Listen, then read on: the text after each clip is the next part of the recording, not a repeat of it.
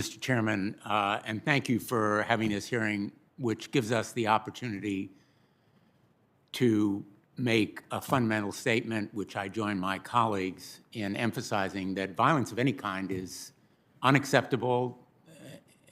Any kind of physical coercion or violence should be condemned, no matter who does it, no matter what the purpose is politically. And I hope that we share that view.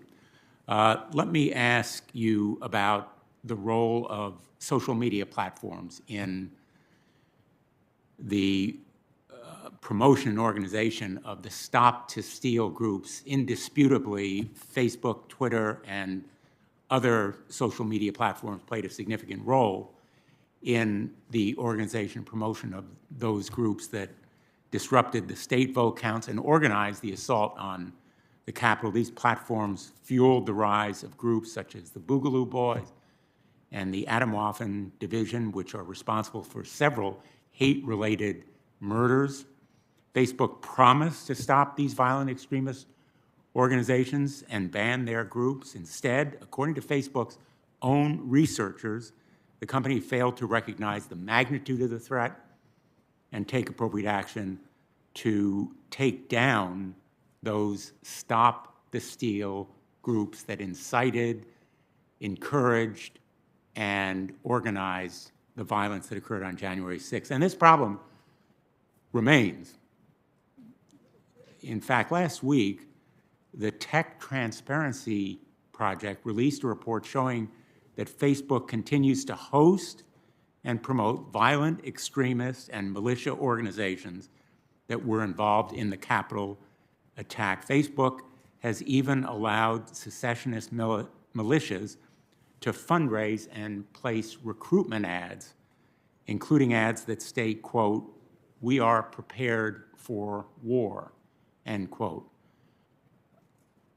Would you join me in the view that social media platforms have failed, utterly failed, to do as much as they can and should do to stop groups and individuals that promote and propagate violence? Senator, I can begin and then obviously defer to my colleague, Ms. Sanborn. And if I may just make a couple of points. First, and I know you are fully aware of this,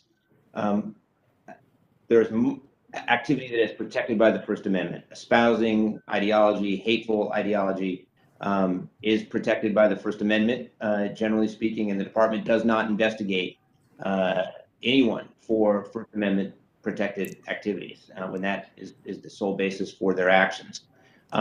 The intelligence community, to your point, the intelligence community has assessed that social media has increased the way that information is spread, the speed, the dissemination, the accessibility of violent extremist conduct, and it also content, and it also has facilitated the decentralization of that information among violent extremists and supporters. So social media can be identified as a source of some of the problem of the way this information is spread and how it can fuel violence. And I think that's the third point I would make, is that's why it's very important that the national strategy that was issued earlier or last year is clear on this point, that it's critical to address the information environment and that we need to work in the government with the private sector, with social media platforms to help ensure that proper steps are taken so that disinformation is not as widely available.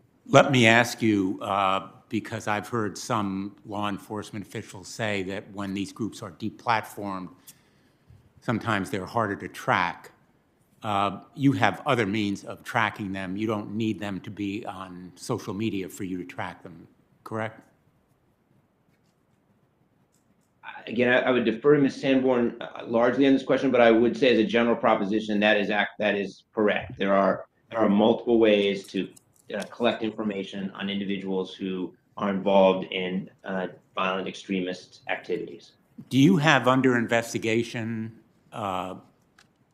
cases involving threatened violence against members of school boards, election workers, in other words, some of the targets, not here in the Capitol, but at the local and state level? You have under investigations those kinds of threats of violence? As a general matter, it would not be appropriate to talk about any particular case. As a general matter, the National Security Division is not involved in any of those types of investigations. Why not? It might include threats of violence against school board members. Senator, the only reason where we might get involved, well, really it's twofold, where a particular threat might rise to the level of a national security threat. For example, if it's serious enough to rise to the level of domestic terrorism. I have not seen that. The other way in which we get involved actually is to ensure that threats of violence and violence that might be criminal are not improperly branded as domestic terrorism or domestic violent extremism.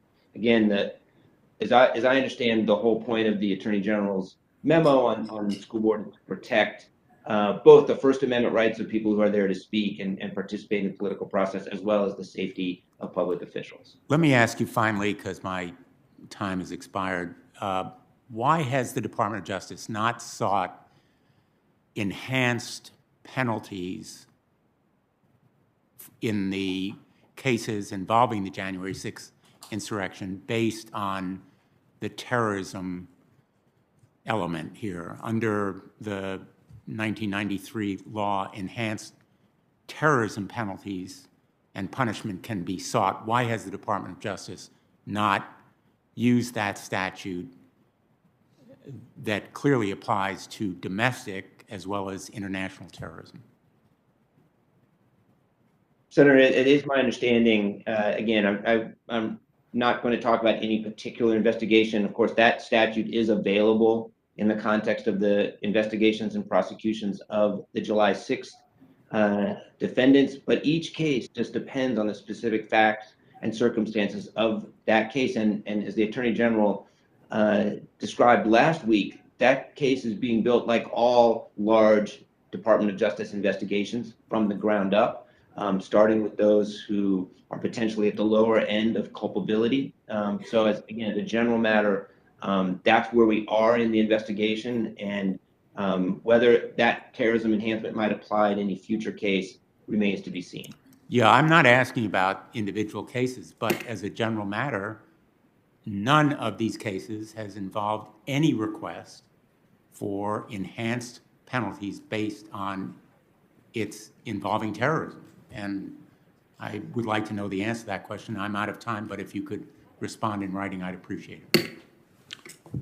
I will, thank you.